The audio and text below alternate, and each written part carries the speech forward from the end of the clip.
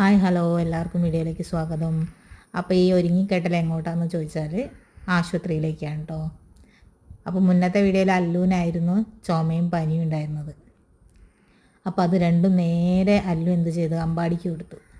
അപ്പോൾ അമ്പാടിക്കും ഭയങ്കര ചുമ, ഭയങ്കര സൗണ്ടുള്ള, അല്ലുവിനെ പോലെ ആ ഒരു സൗണ്ടുള്ള ചുമ അമ്പാടിക്കും പിടിച്ചിട്ടുണ്ട്.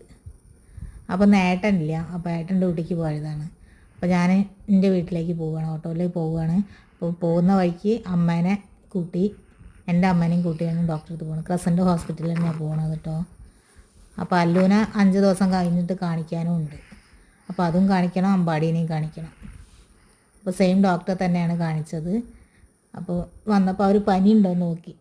അപ്പോൾ പനി കുറവുണ്ടെന്ന് വെച്ചാൽ ഞാൻ പുലർച്ചെയായപ്പോൾ അവന് മരുന്ന് കൊടുത്തിരുന്നു. അപ്പോൾ ആ ഒരു ഇതുകൊണ്ട് പനി ഇപ്പോൾ കാണിക്കുന്നില്ല. പിന്നെ ഡോക്ടർ പറഞ്ഞു അവനെ നെബുലൈസ് ചെയ്യണമെന്ന് പറഞ്ഞു, ഒന്ന് ഒബ്സർവേഷനിൽ ഇരിക്കട്ടെ എന്ന് പറഞ്ഞു. ആ നെബുലൈസ് ചെയ്യാൻ വേണ്ടിയിട്ട് ആ നെബുലൈസർ കൊണ്ടുവച്ചപ്പോൾ തന്നെ അവൻ കരയാൻ തുടങ്ങി. സമ്മതിച്ചതേ ഇല്ല കുട്ടി. അതൊക്കെ മരുന്നൊക്കെ തട്ടി കളഞ്ഞ്. പിന്നെ ഇതാ ഓക്സിജൻ നോക്കുന്ന എന്താ പറയുക, ആ ക്ലിപ്പ് പോലത്തെ സാധനം, ഓക്സിജൻ അതിൽ മോണിറ്ററിൽ കാണാൻ വേണ്ടിയിട്ട് അത് വെക്കാനേ സമ്മതിച്ചില്ല. അവസാനം അവർ പ്ലാസ്റ്റർ ഇട്ടിട്ട് ഒട്ടിച്ച് വെച്ച് അത് പിടിച്ച് വലിക്കുന്ന പണിയെന്ന്.